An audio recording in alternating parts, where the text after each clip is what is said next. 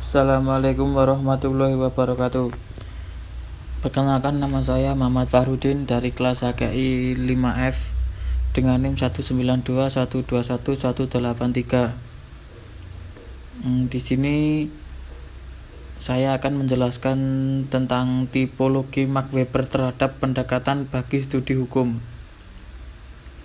Max Weber menentukan suatu definisi inti dari hukum dan yang lebih penting bagi tujuan-tujuan masa kini kita.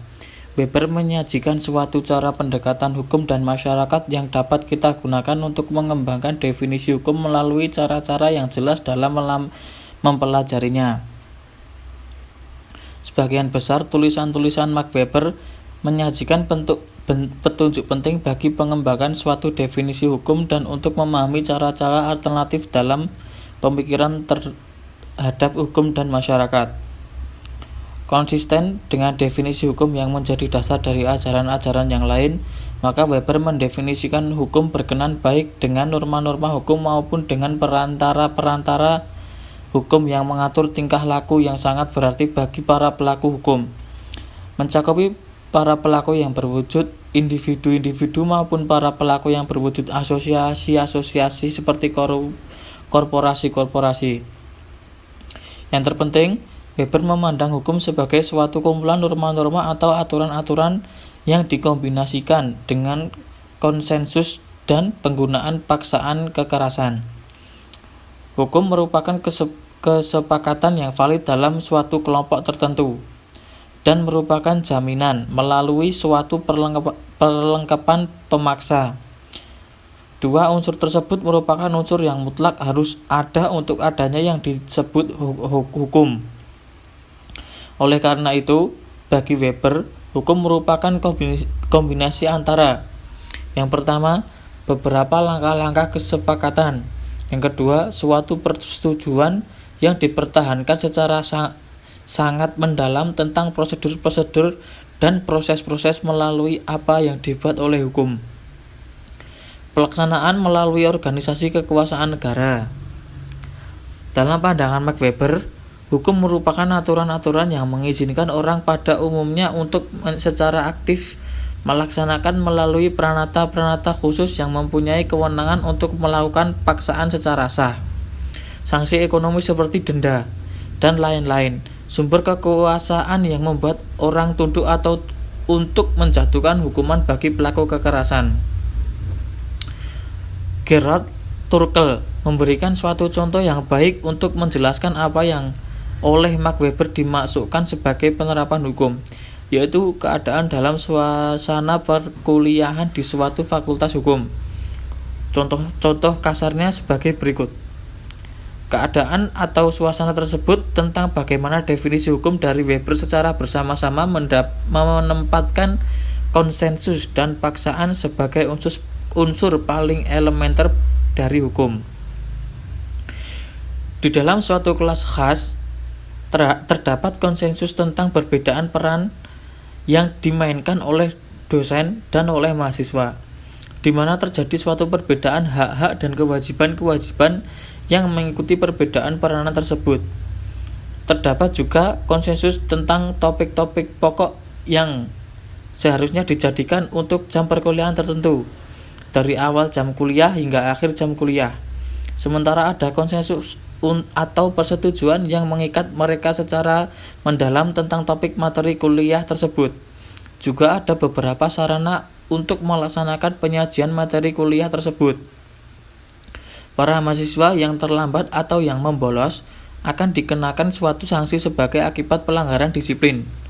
Para dosen yang menarik keuntungan secara tidak etis atau melanggar hukum, atau yang melakukan tindakan diskriminatif terhadap para mahasiswanya, juga seharusnya mendapat sanksi sebagai akibat tindakan pelanggaran disiplin yang dilakukannya.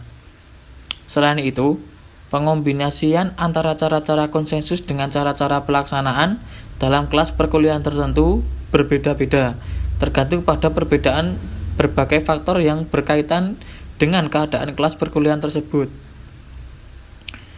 Walaupun contoh dalam kelas perkuliahan di atas Walaupun contoh dalam kelas perkuliahan tersebut menunjukkan bagaimana konsensus dan paksaan bergabung, contoh itu tidak memungkinkan kita untuk menjelaskan perbedaan antara hukum dengan bidang-bidang lain dari kehidupan sosial.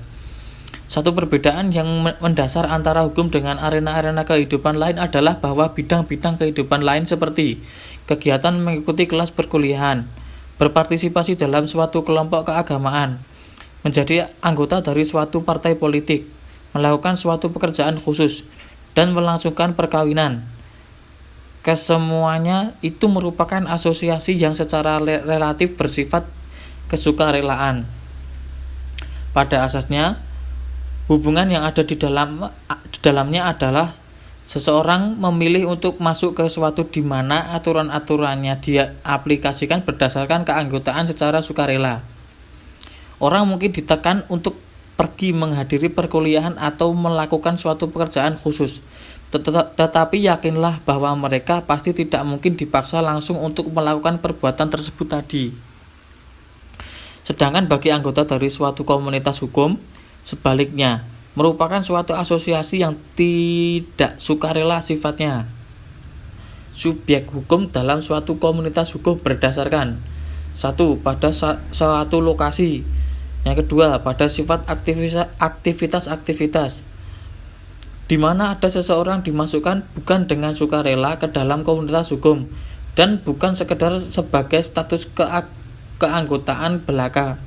Sebagai contoh, pengenaan suatu denda terhadap mereka yang memarkir di tempat yang terlarang untuk parkir dikenakan bukan hanya terhadap warga negara di mana aturan itu berlaku, tetapi terhadap siapapun.